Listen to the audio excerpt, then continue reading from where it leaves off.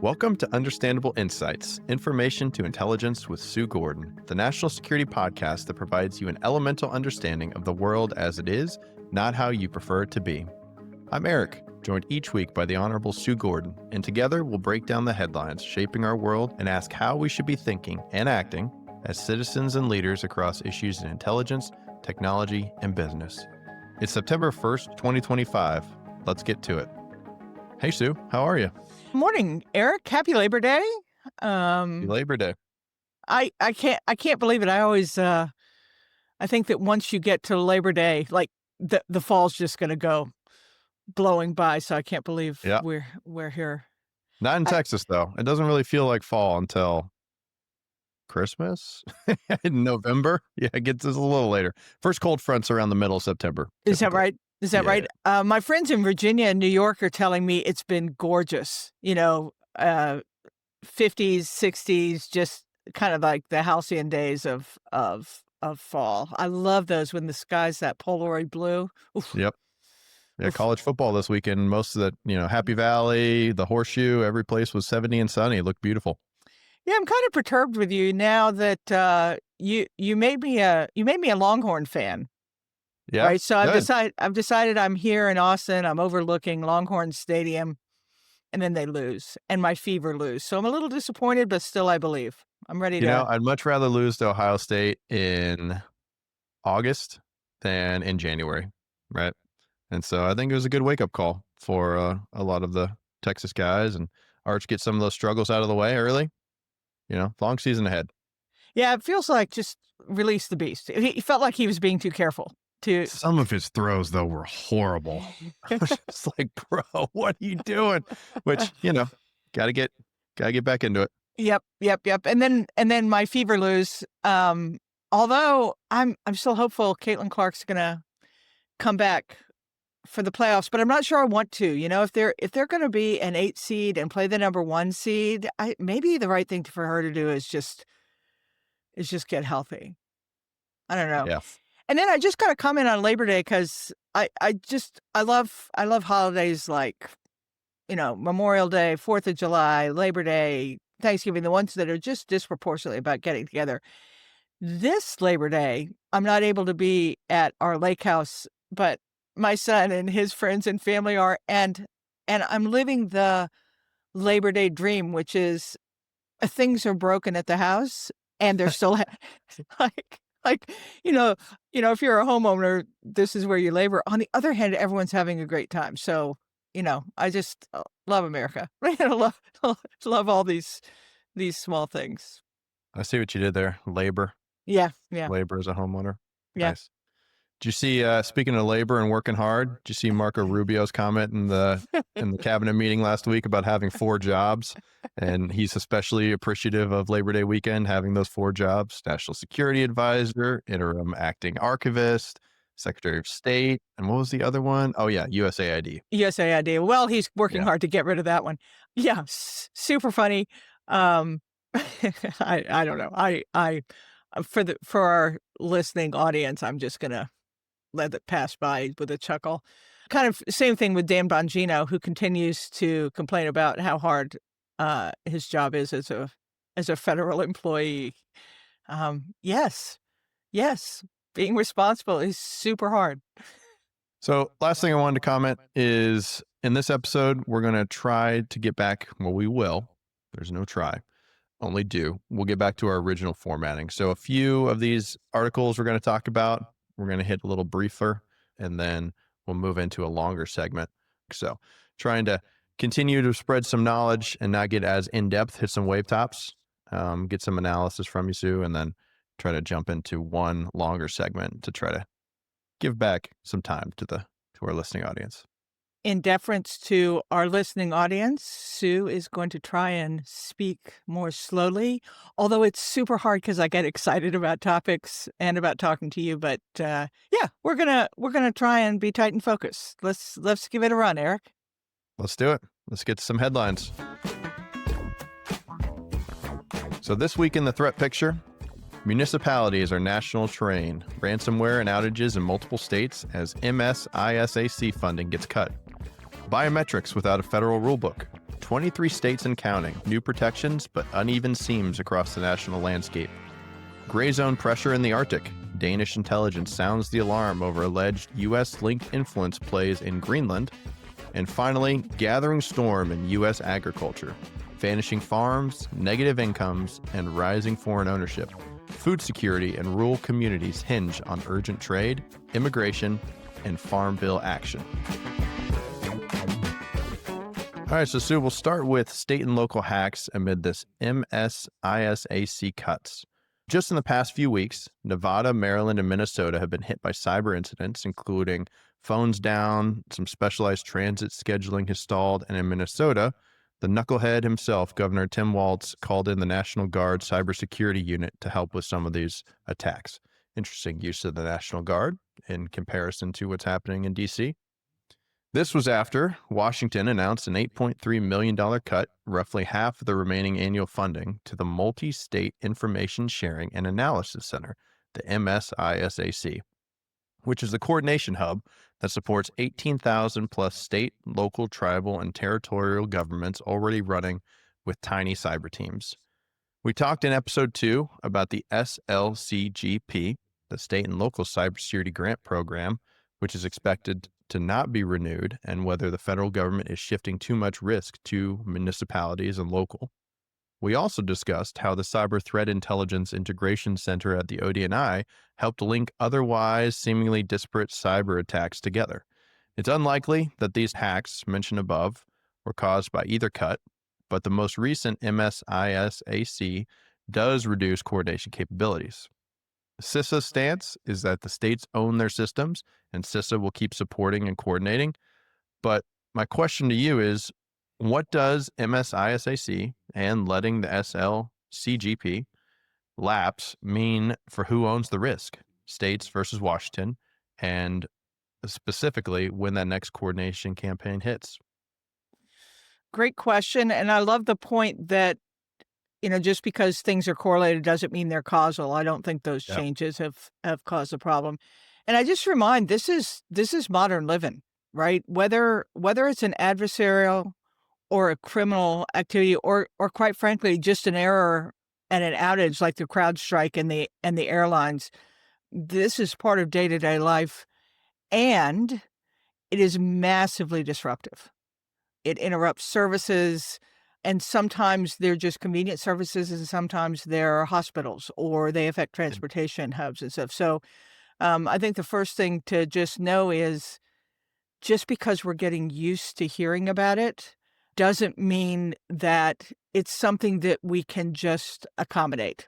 Ransomware particularly, I find troubling because especially when you get to small entities that aren't big, whether big corporations or large institutions, you just don't have the staff, right? And every day that you're not working is revenue you're not generating, and information security and cybersecurity is an overhead expense anyway when everyone's getting squeezed. And so I think one of the things that worries me is you're going to start seeing people just pay the ransom so they can get back online because they just don't have the resources. Even though CISA is there ready to coordinate, there just aren't the assets for most entities to be able to do anything other than just leap into the fray. And the problem with that is, and you've heard me talk about this before, Eric, in a digitally connected world, everyone is either target or transportation.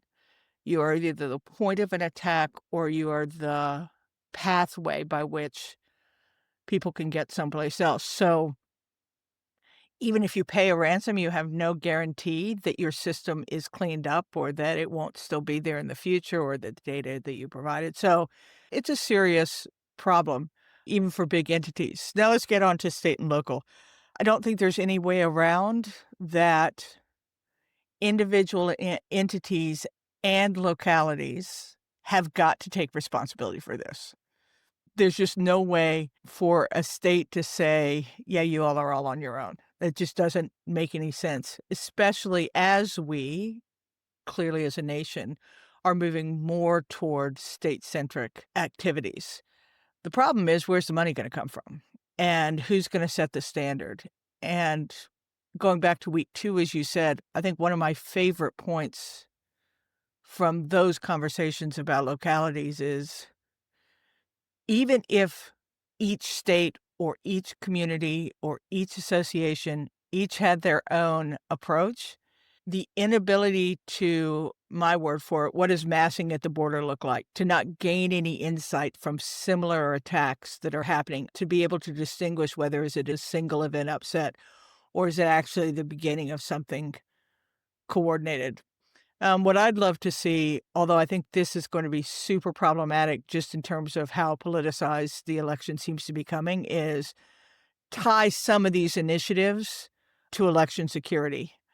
Not in the sense of locking it down from, who's there, but just the security of the infrastructure and the sharing of information across it. We made some headway on that, both in the first Trump administration and during this last administration. I'd like to see us keep going on that and use that. Sometimes you need an organizing principle, and I think elections could be that for state and localities. Money's gotta come from somewhere, but more than that, intellectual leadership and sharing of data is gonna be necessary, regardless of who's got the purse. Yep. It's all interconnected. And the targeted transportation piece you mentioned, whether that's early warning from one entity or if that's just a coordinated counter, I think that's all really important. Yeah, this massing at the border thing has really, in digital spaces, concerned me for a long time. I just don't know that we have enough of a common view of the digital environment to see, yeah, that's just a million activities because everyone is pursuing digital attack of one way or another, or it actually looks like something more strategic to that, and then we ought to be concerned. And so, kind of as we figure out what the distribution of state and local versus federal, I I really see need to have a clear picture of the whole of activities so that we can look for those strategic things. Because even though they haven't happened yet and they're hard to affect by adversaries and competitors, boy, we see the precursor activity that could lead to that. And just because it hasn't happened doesn't mean it couldn't happen. Yep. Moving on to facial recognition laws. With Congress struggling to do anything, frankly, and no federal regulation on facial recognition, 23 states have passed or expanded laws limiting mass scraping of biometric data, per the National Conference of State Legislatures. Colorado last month required consent before using facial voice recognition and bans sale of biometric data. Texas, in June, passed an AI law that outlaws collection of biometric data without permission. And in Oregon of last year, they passed a law requiring consumer opt in before collecting face, eyes, and voice data. Biometric tech is now ubiquitous across apps and devices, and it's convenient. It's helping us unlock our phones, get through airport security faster, and even access our finances. But there is, quote, no downstream control over how data is captured. Enforcement is real. Google and Meta each agreed to a $1.4 billion settlement with Texas over alleged facial recognition data mining without consent. Clearview AI settled for $51 million for scraping billions of images. And Google also paid $9 billion in Illinois over student voice and face data collected without written consent. There's always a trade-off between security and convenience, but Sue, I wonder if this state-by-state biometric restriction makes sense. In many use cases, this is literally the definition of interstate commerce. So should this be federally governed? Love this topic, huge issue, and this is just the latest instantiation of it. We do not have good policies for data collection use and governance. We just don't. It really came to light with all the data that the social media companies were collecting or the big leaks that came from companies from Marriott to Equifax to OPM that were collecting data and weren't protecting it properly. So this notion of all the data that are being collected, and data are being collected all the time by anybody, and data are the new bacon. And so the demand for use of that is outstripping our ability to govern it according to old laws and standards. I kind of am glad we're seeing pushback on the unauthorized collection and consequential potential misuse. I'd want to talk about the bigger issue associated with it. I'm a national security gal. If you ask me whether I would choose national security or privacy, if those two things couldn't be resolved, I'd choose privacy every day of the week and twice on Sundays. I just think it is so central to who we are as a nation. So I'm a big person, protecting personally identifiable information, how you can share it, how you can use it, how you can sell it. The problem we have is there are laws on how the government can collect and use it, but citizens are willingly giving all their stuff away to anybody who asks for it in order to be able to buy a pair of shoes. And so um, we really have to settle in and decide kind of what the fundamental principle is, who can collect it, how it can be shared, what the policies are, what agreements you have to have. I will say, Eric, that there's no panacea here. Yeah. Because if you go to the national security side of it or the security side, all those rules I just described about how each data set should be governed are the reasons that we can't share data in moments that we need to be able to share data, right? Everyone just designed their own standard and their own policy and their own legal constraint around their data sets. So we're just going to have to, I think, go back to almost founders' visions. What are the fundamental things we need to be able to do? What are the things we believe in terms of privacy? And then rebuild some more modern standards up against it. I'm not sure that we have the time, the interest, or even the structures right now to be able to come up with statute to be able to govern this. So I would say that every state should prescribe a policy, right? Even if you don't have federal statute to tell you what to do, come up with your own data standard, data ethic. Yeah. So at least when something happens, then you can go back and say, we did have a structure in place. And even if it turned out not to be sufficient, then you can go from there. So, I think it's a huge problem. I would say the same thing for any company or entity that trades, all those people that have just been sued. Have your own policy, have something that prescribes use, understand the limits of it. So at least when something happens, you can go from there. This is one of those challenges that is such a complexity volumetric ownership problem that we almost don't have the governmental structures right now to be able to deal with it, even though we are feeling the aggregate effect of not being able to do so. Maybe Yeah. you and I put it onto our platform of when we build a new digital infrastructure like Eisenhower's hideaway system, maybe we make the policies and the laws part of that structure. Yeah. I guess my concern is just over each state. What you could do is you could lock it down if the company isn't meeting the requirements per state, right? So, for example, I can't online gamble in Texas. FanDuel won't work because it knows my location. But as soon as I relocate to Louisiana and I'm geolocated there, now it'll allow me to use the app. So I guess you could shut these down. It just seems like, yes, I agree. At least we're making some progress and doing something, but you're just creating all this confusion if you don't have a baseline from the federal level. What do you think?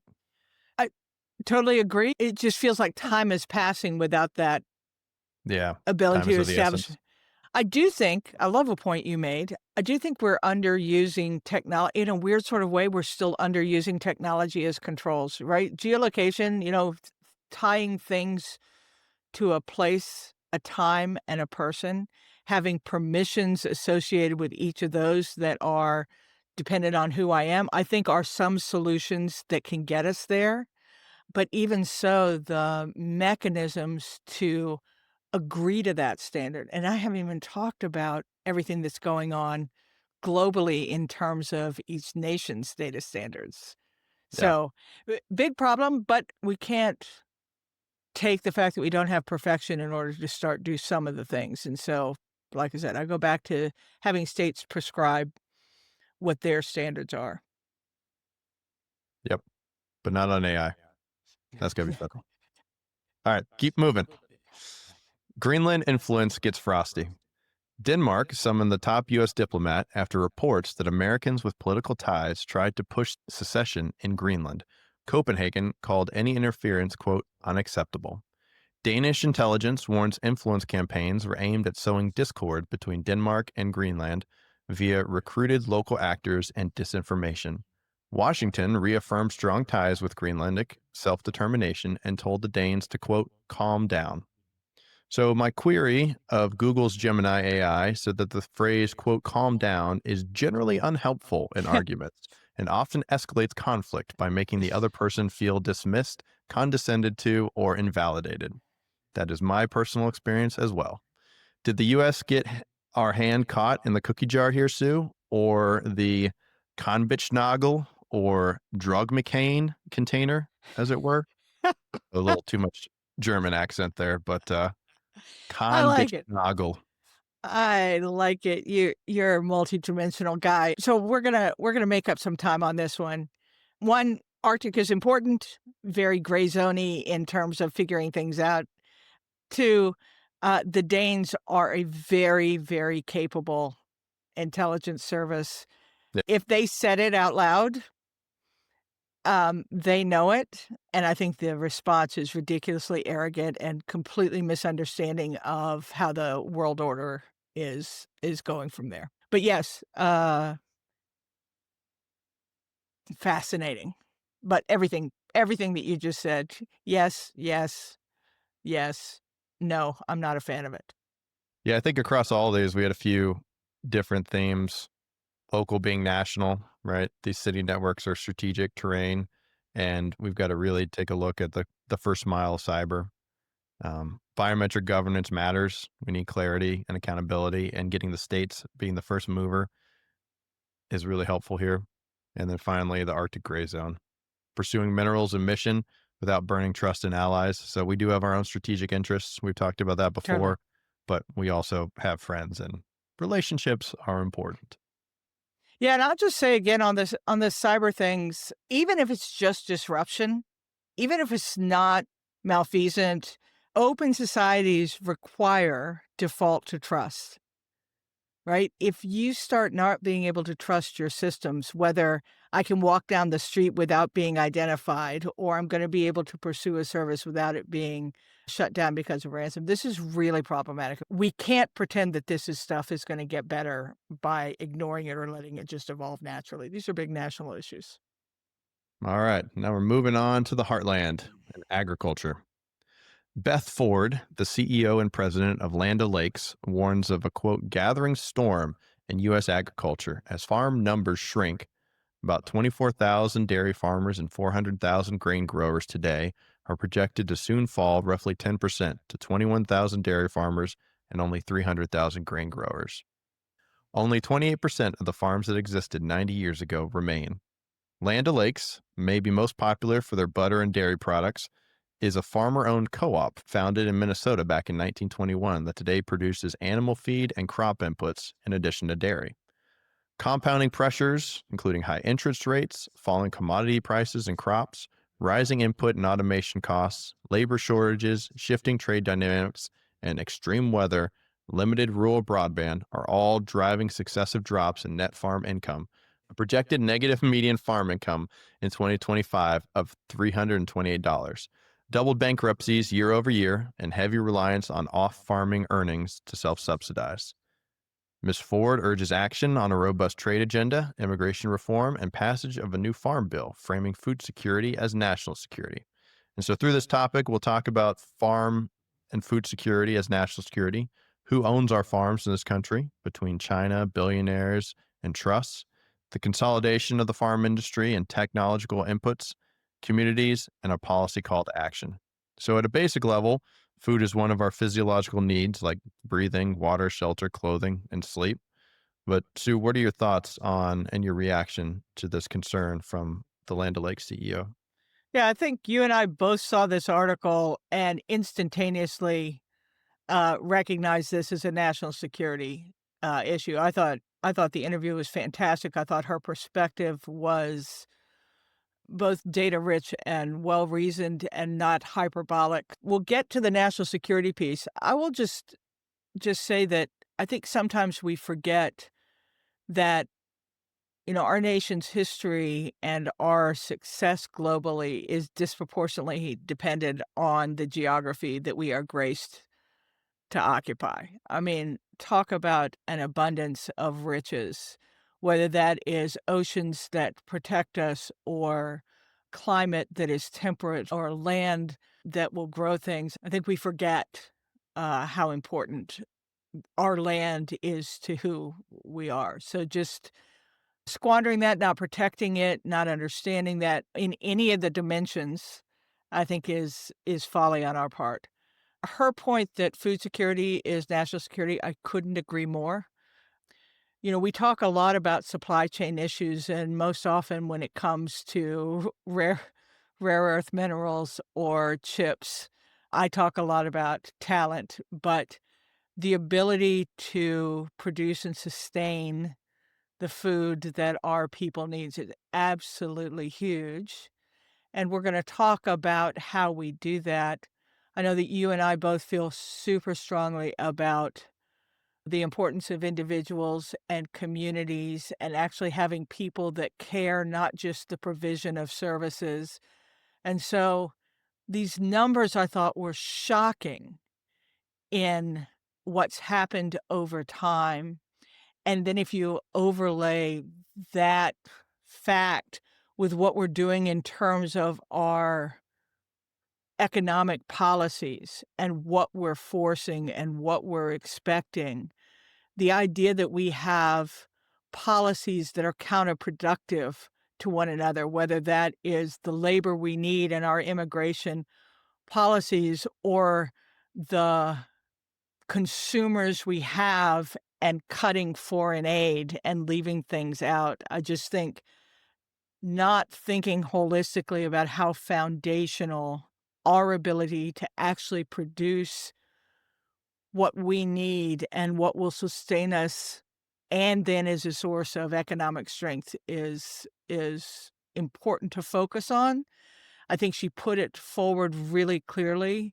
So I think she's on it, and I think there's no question in my mind that it is a national security issue. And speaking of national security, so there's been articles over the years about foreign held land and Chinese coming in to buy a lot of our farmland. And so we did a little bit of digging on this, and foreign investors held about 45 to 46 million acres of U.S. agricultural land as of the end of 2023. So that's about 3.5% of the privately held agricultural land. Canada actually is by far the largest holder because most of that is forestry land, timber and lumber.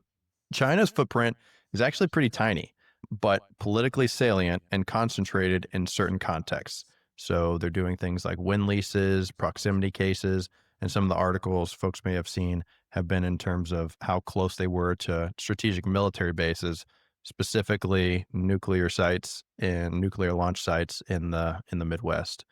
But those have declined to about 277,000 acres in 2023, or only about 0.02% of privately held ag land for the Chinese. So acres matter, but where the acres are and what rights are attached matters more. There's been legislation of late emphasizing transparency, the timely disclosure and beneficial ownership and risk-based metrics for allocation of China's acquisition of these lands and other foreign investment. Multiple states now restrict the purchases from foreign adversary countries, including Texas's Senate Bill 17, introduced in 2025. This is one of the most high profile recent examples. And then finally, in July, the Agriculture Secretary, Brooke Rollins, was joined on stage by Defense Secretary Hegseth and Homeland Security Secretary Noem and said that the administration is going to work with state lawmakers to ban sales of U.S. farmland to buyers from China and other countries of concern, citing those national security interests. They're also looking at ways to recoup some of the already completed purchases, but I imagine that that's going to be pretty difficult to do. Smithfield Foods, which folks may have heard about, they're a leader in packaged meat, including bacon, deli meat, and also Nathan's hot dogs. If you didn't know, they are actually Chinese owned. They were purchased by the Shuangwei International Holdings Limited in 2013. They since rebranded to WH Group because I guess Shuangwei was a Little troubling for some folks. So, what do you think about this foreign investment in our agricultural industry and some of the high profile ones that China has in terms of both Smithfield being a large producer of pork, and then also where the acres are and what rights are attached? Yeah, so I think I'll go back to something I've talked about in previous episodes, and that is kind of the strengths and weaknesses of democratic societies and authoritarian societies. So love competition and investment and energy of democratic capitalistic societies. It is a real area of strength. On the other hand, in times of change, it tends not to be well coordinated. If you look at China as another example, they have 5-year plans and they have industries that they're going after.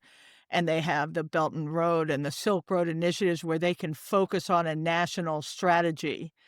And those two things bouncing against each other often leaves us at a disadvantage because we're not centralized against a centralized objective. And I think we can see in lots of domains that has been, whether it is their pursuit of various companies to invest and then take over in offshore technologies, or the ability they've had to insinuate themselves into our universities and shape research. And then this land is another example. So I think you see those two things hitting at against each other. Even though I'm a national security gal, I tend not to be isolationist because I see the other things that come with being a nation where people can invest and we attract talent. And when we don't have money, we can use money to achieve our objectives. You just described the challenges that farming is under. I'm not sure I want to just be completely blanket and say I'll never take money. So I think where I come down to is, and this is hard because, again, we're so distributed. This is great advice I'm going to give. Don't be dumb, right? So there are reasons that investment in America is good. Being mindful about whether you're turning over controlling interests is something that every single entity should do. So that's just kind of general local level. What do I do if someone comes to me with a pile of money and says, I'll gladly give you this money if I'm the one who can make all the decisions? You probably ought to walk away from that. I will say that this issue, and I think one of the reasons that you're hearing more about the land issue is we have had for the longest time in national security the Committee on Foreign Investment in the U.S. that reviews foreign purchase and investment in U.S. companies for exactly the purpose of not giving away one of our strongest assets.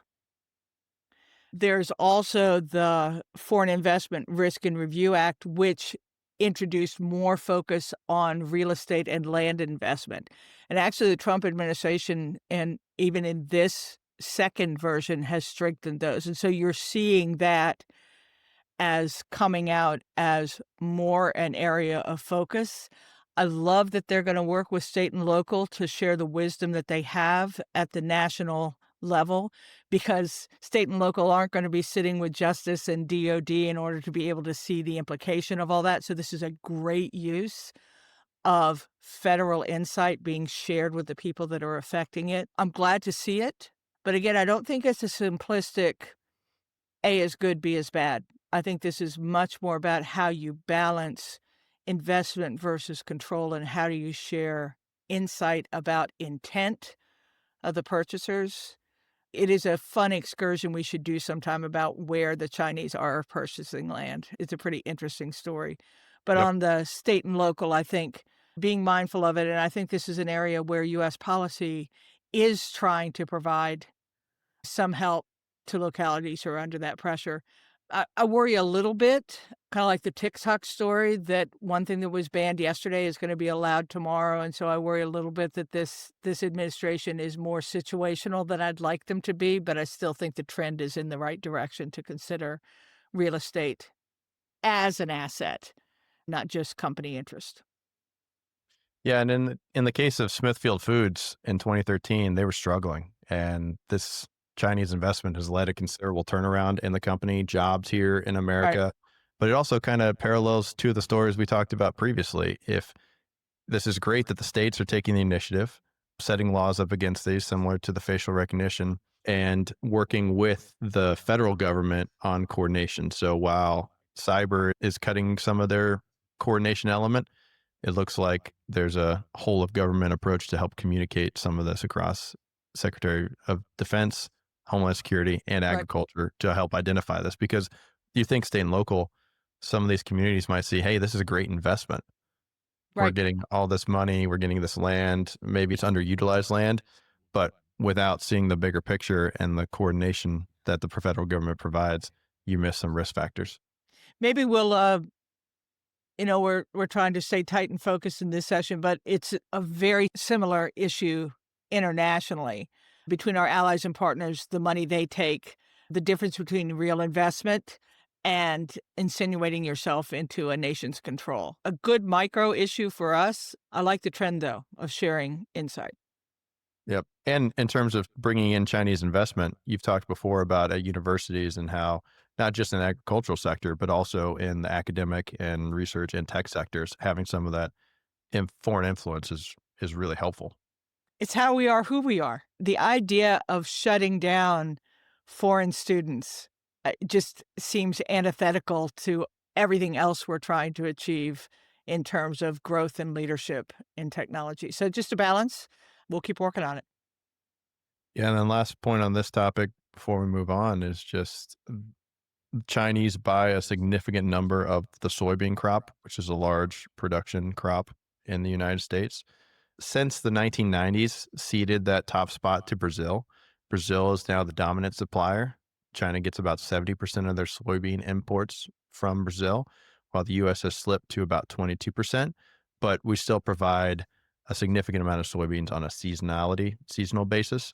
So just something to keep an eye on in terms of how tied we are to China with them needing our soybeans.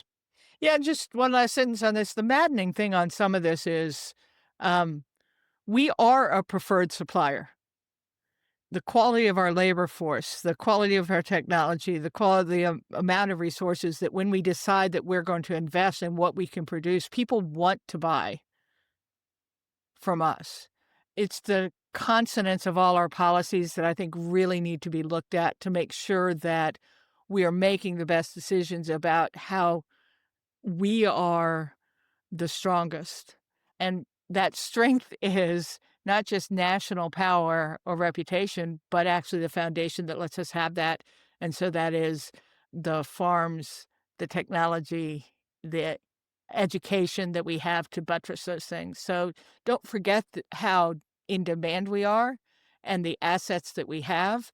But if we're discordant, I think we are now in an equivalent enough environment that we can lose some of those advantages just over expedience or economics.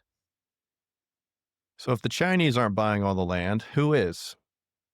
The largest private owners are Bill Gates and his Cascade firm.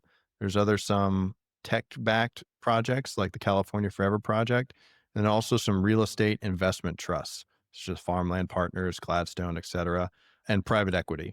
So the private equity totals, historically, you get a cash yield of about 2 to 5% from these typical row crops. But then there's land appreciation, which is somewhat cyclical. And some of this is difficult for private equity to achieve their 8 to 12% returns that you're looking for on these investments. They're seeking operational upgrades. So they're trying to do different things with water and energy development, occasionally using higher and better use sales. So they're taking the land and instead of planting crops, putting renewables or developing part of the land to boost returns. But from a community lens, the capital can professionalize the practices, but can also hollow out some of the local roots if those aren't protected or if governance is absent. So, so do you think that outside owners bring resilience in terms of their investment, their modernization, et cetera, to these communities, or does it erode these communities? So I'm going to say a couple things and then I'm going to turn it over to you, Eric, because you're of Texas and you have, some family perspective on this. Number one, I think communities are really important. And I think the cornerstone of communities are owners who have an investment in the land and more than this, the production of wealth, but actually the persistence of society. And so, in general, I worry when we lose that coupling of our businesses to our communities. I also think that, in a weird sort of way, with our previous conversation on China, when you have a company come in, they sometimes have different interests, what they're trying to maximize, the rules they set, the decisions they make about everything from what crops they plant to what pesticides they use to the prices they set that are all part of a larger economic gain than the maintenance of that resource against the objectives of the farmers. And so I think that, as we said with China, you can't be simplistic about this because Beth Ford's articulation of the challenges of resources is tough, but being mindful about how you accept that money. Companies in terms of PE or big companies who buy it, asking questions about what their return on investment is going to be, what their commitment is going to be to the community. So I see it in terms of economic reality. I think it is really problematic in terms of the continued erosion of a personal tie from the people to the land, to the responsibility, to then ultimately what is the foundation of our national security, which isn't actually might. It is actually it's the American people. So I worry after this because I don't think the interests are the same. And if it's ungoverned or unattended to, we could end up eroding that which I think is the thing that we most need to strengthen. If you ask me, looking at America right now that is certainly disrupted, and I think I've said this before, you're not gonna you're not gonna affect change by starting at the presidency. You're gonna affect change starting at communities. And so these farms are often the anchor tenants of communities. So I think it's super important, and I think we have to address this as an issue of national strength. But you live it, Eric. Yeah. So I've seen growing up how important a small business or a predominant business in a community can be influential to the community as a whole, not just driving revenue in terms of taxation and being the primary funder of the school taxes because of the income the business produces, but also just how a local business can influence the community and help, from sponsoring the local baseball team to supporting other businesses and helping a community thrive and survive. And so I think it's really important to invest in these local areas and keep part of that local identity. But I also, going out on a limb here, I'm going to defend private equity. Not all private equity is bad, True. right? There's some that come in and want to do scorched earth, and we're just going to cut because we've talked about this before. Operations is the fastest way to save money and improve your bottom line. But I've met many private equity companies who've invested in state and local communities, invested in local businesses, and really turned it into a partnership where they work alongside those business owners that were either looking for a transition, they were looking for an exit strategy, or they just didn't have the capacity to grow and scale because they were so focused on the day to day. And so I think it just kind of depends Yep. on who's coming in. My concern, though, it's hard to make those 8 to 12% returns here on an industry that's barely getting by, and the median is losing $328 a year off their balance sheet, right? So maybe you do that by volume. Maybe you do that by buying so much land and you're harvesting so many crops that you're able to offset some of those concerns. But cost cutting is always the fastest way to get there. And that's my concern, is that you're going to start, okay, well, you're not going to get this return by farming. What else can we do with this land? Yeah, love that point. Kind of an overall theme of these now 8 episodes that we've produced is yes and, right? I too have been graced to work with private equity companies who are actually interested in more than the flip. I'm wondering if some of the solution isn't adjacencies, not just thinking about just the land or just a single business, but all the things that make for supply chain security. And so you're investing in more of an ecosystem of capability rather than a single one. And does that provide some of the diversification that gives you differential return? I think you and I are both big community builders and Yep. and think that that's where we have the most commonality, most strength. Regardless, consolidation is happening, right? We Totally. talked about the decreasing numbers. There's less than 2 million farms in the United States, and the number that stuck out before was only 28% of the farms that existed 90 years ago are operating today. As the number of farms declines, one segment that was growing was the number of farms that are over 5,000 acres in class. So small to mid-sized farms are declining. And one of the things that this adjacent article pointed out was technology, GPS, Yep. autonomy, analytics. Those enable scale, but automation is more expensive. We've mentioned twice already now that the negative $328 per year median income of these farms and innovation and technology should help overcome some of those challenges, but there's significant investment and capital expenditure upfront to get there.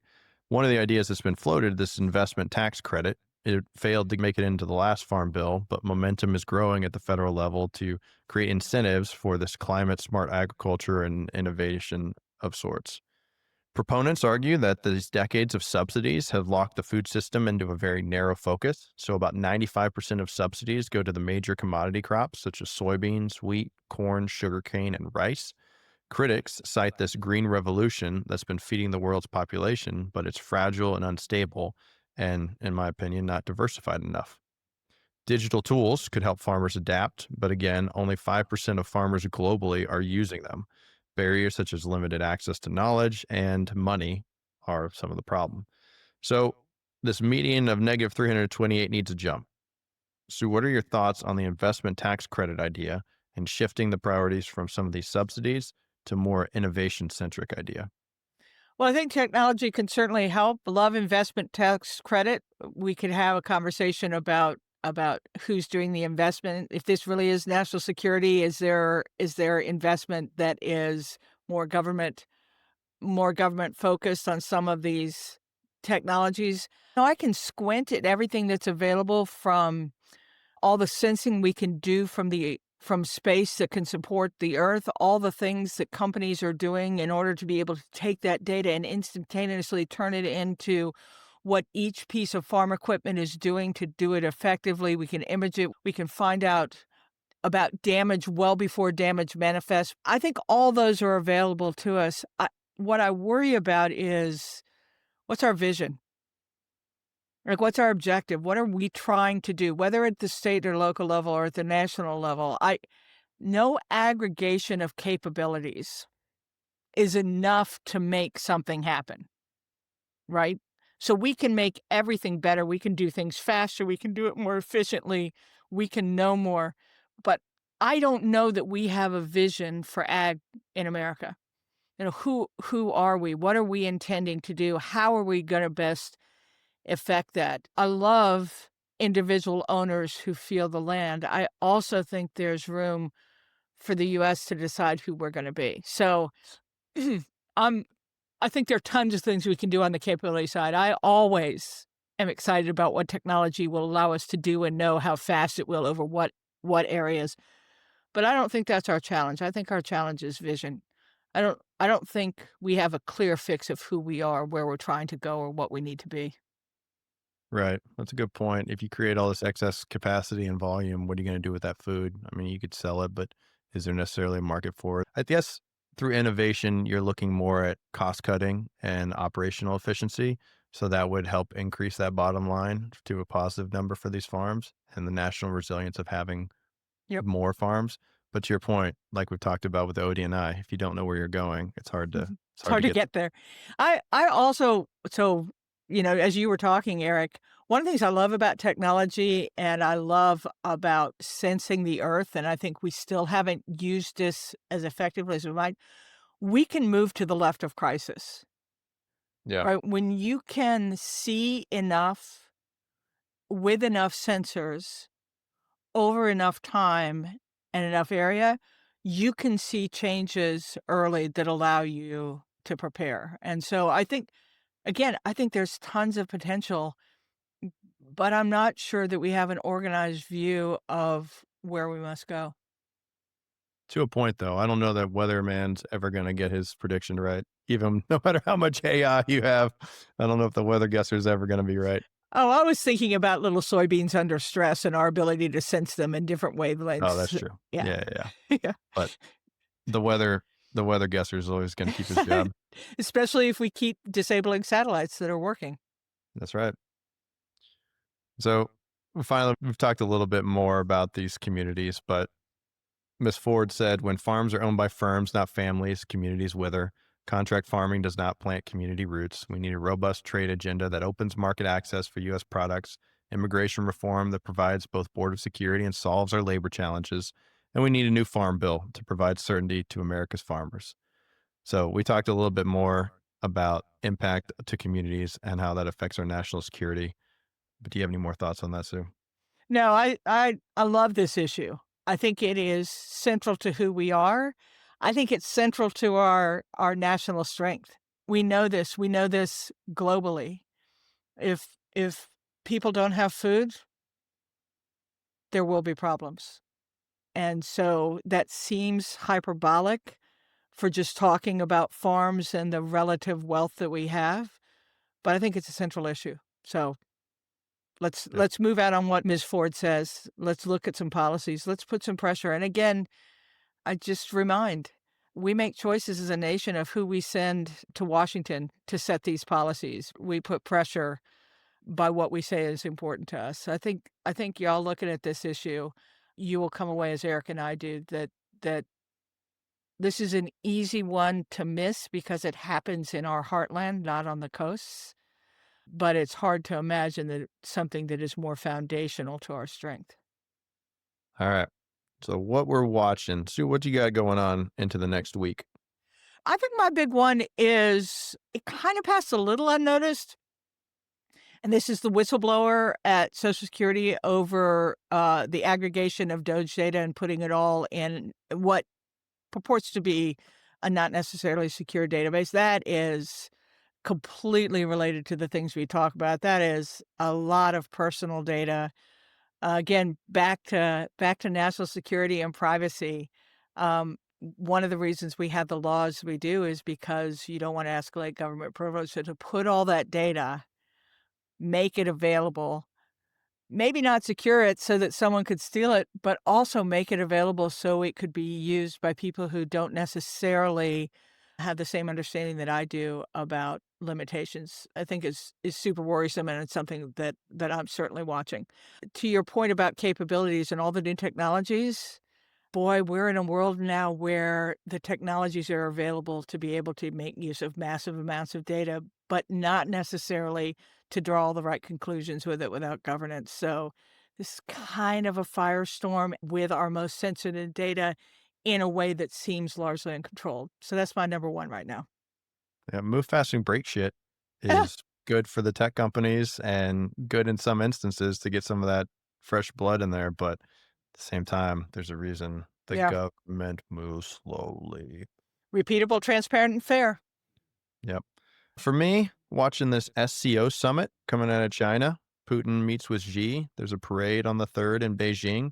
So, watching a little bit of China, Russia, their Yep. energy and defense signals. And then also India and China, Moody and Xi just met over the weekend. So, kind of seeing their partnership come back together. Boy, yeah, the Modi piece seems like a really problematic development. It feels like a minute ago we were, as a nation, we're looking at the tremendous potential of India as a partner, and it feels like that we've pushed them in a different direction. So I agree with you. This is a good one to watch. Yep. Putting 50% tariffs on their oil. Yep. Not friendly. And then the other one is we got jobs data coming out on the 5th, non-farm payrolls. So we'll see, set the macro backdrop. Maybe get another indication on how tariffs are impacting us. Illegal tariffs or unconstitutional tariffs. Yeah, a lot Yeah. of stuff in play. Are we gonna believe the data? Are we gonna be told that the data aren't true? A lot of stuff in play. Maybe there's more work for us to do in the future. Maybe we'll get to an episode 9 or 10, Eric. Ooh, maybe so. All right. Well, that's what we're watching. Thank you for joining us, and no doubt there's more to come. This country's strength isn't in its power, industry, or government. It's in its people. So thanks for joining us this week. Remember, we're here for you. Look for a link in the show notes to provide us feedback or suggest topics for the next time. And please join us next week for the Understandable Insights podcast, wherever you go to listen. And remember, go forth, do good, and be kind to one another.